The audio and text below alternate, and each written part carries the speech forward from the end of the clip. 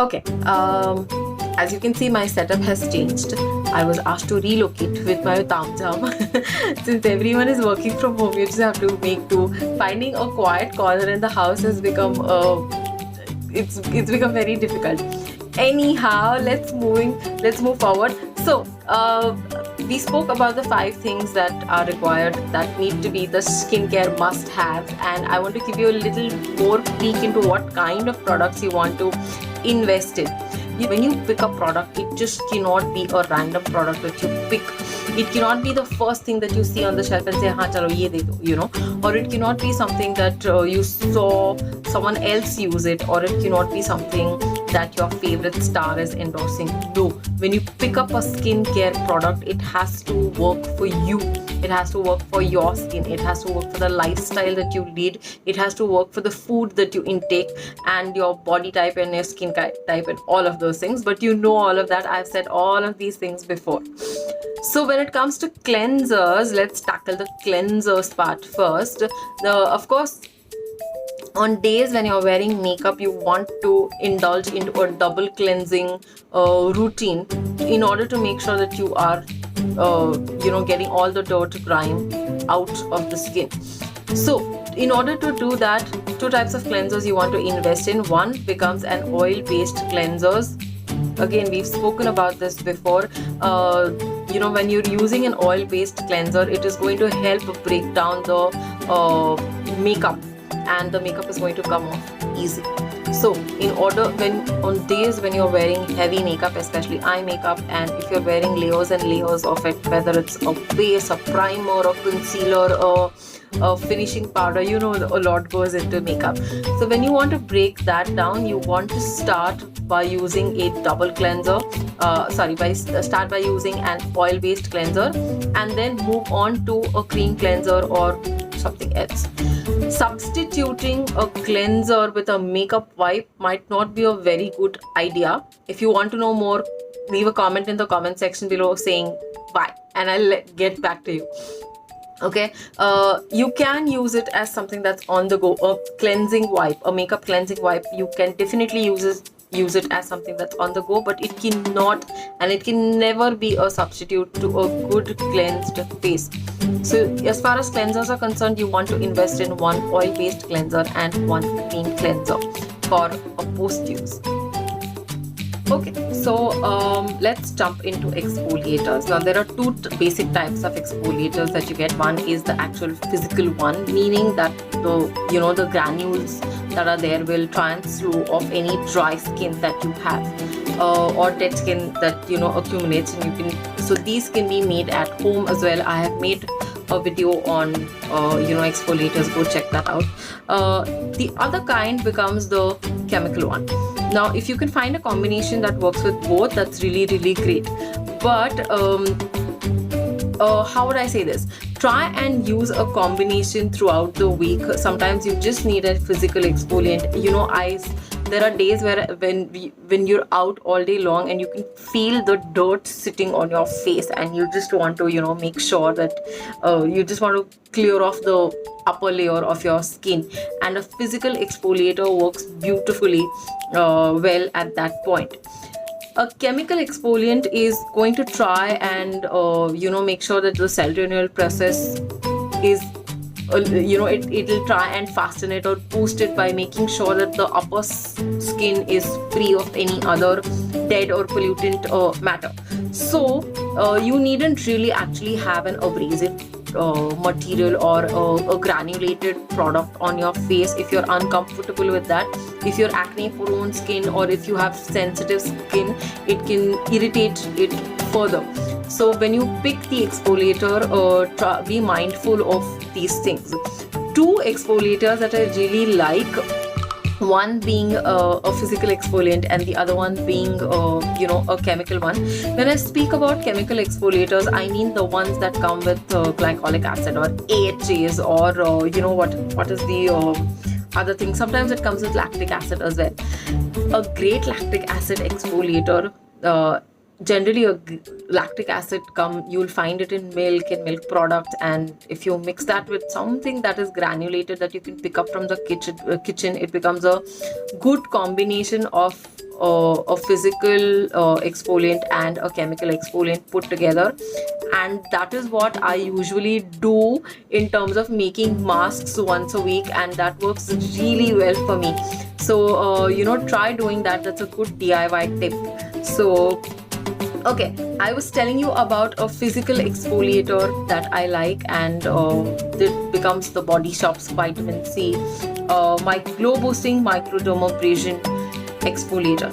Everything is nice about it. One, it's gentle on the skin, and you can really feel the upper layer being cleaned, and a new fresh layer is, you can really see the difference post its use.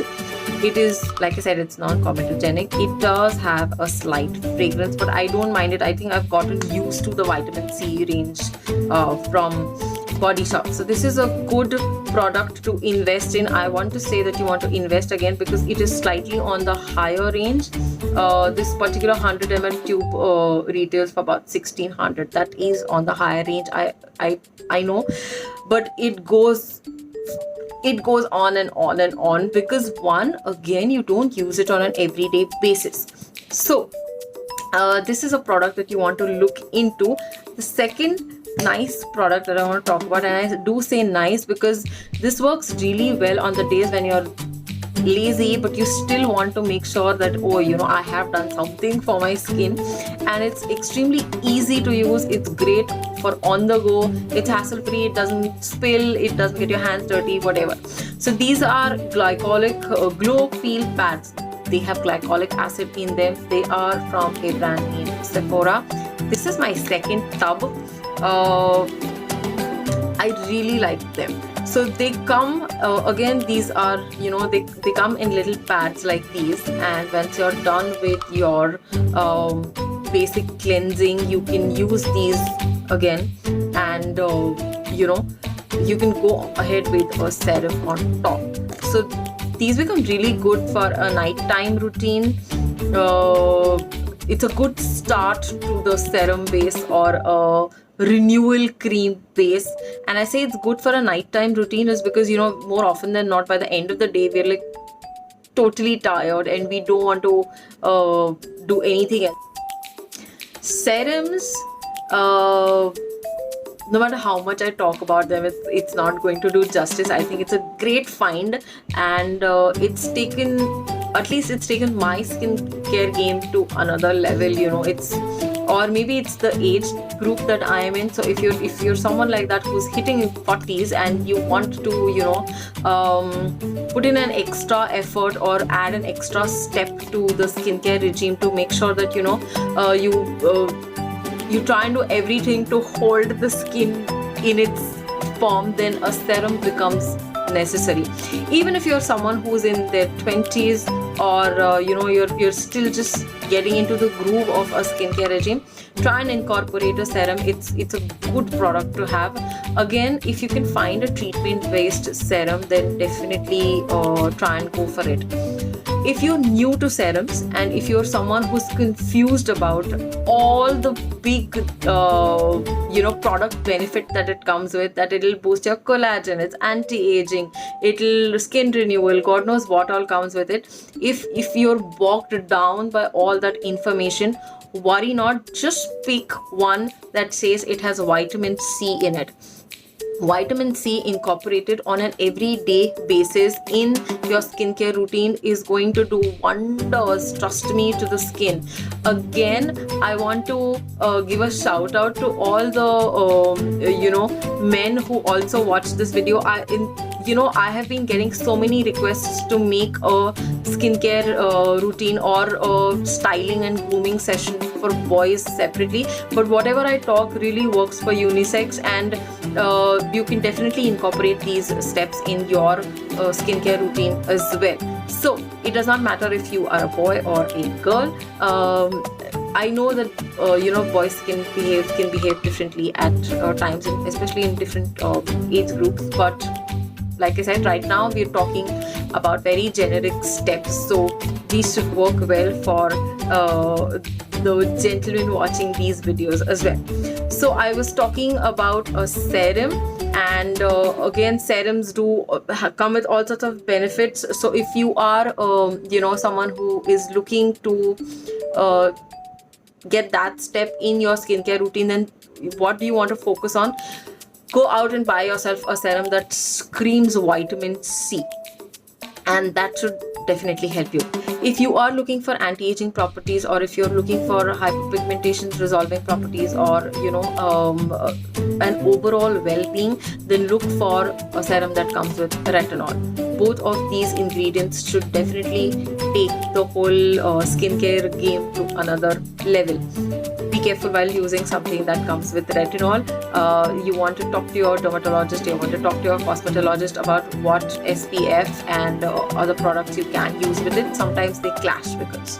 Okay, so that's all the information about serums. I still haven't asked you to subscribe to the channel. Please do subscribe to the channel. I am a styling and grooming coach. I do soft skills, communication skills, and I love to speak about skincare, hair care. We speak a lot about styling, grooming, life skills, and lifestyle hacks. So check out other playlists that are available on the channel. And if you do like the channel, give it a big thumbs up, leave a comment, share, and subscribe. Okay, last point we are on, and it becomes moisturizer. I know for every person, probably every alternate person who's not very enthusiastic about skincare, it will only be about a face wash and a moisturizer. So be it, never mind if that works really well for you, but then pay a little attention to what product you choose as far as a moisturizer is concerned. Let's break down the moisturizers again in two very basic things: oil-based and water-based. So if you have an oily skin, needless to say, you don't want to use an oil-based moisturizer. If you're someone who has only a T-zone that is oily, a lot of moisturizers come in gel consistencies these days. I have forever been a user of Clinique's Moisture Surge. A good dupe to that is the Pond's moisturizer. I don't remember the entire name. I will leave a description. I'll leave a link in the description box below. Go check that out. Very, very pocket friendly, very easy to use, very light on the skin, very easy to absorb. All of these things come in both these products.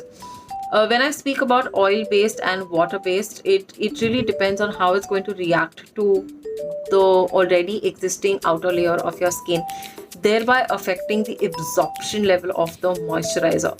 In the last video, I had told you that there is a hydrant and there is a humectant. So is your moisturizer hydrating or is it moisturizing? And do you understand the difference between what your skin needs, and are you picking a moisturizer accordingly? Let me know in the comment section below what is your favorite moisturizer, or how are you picking out a moisturizer. So do let me know in the comment section below.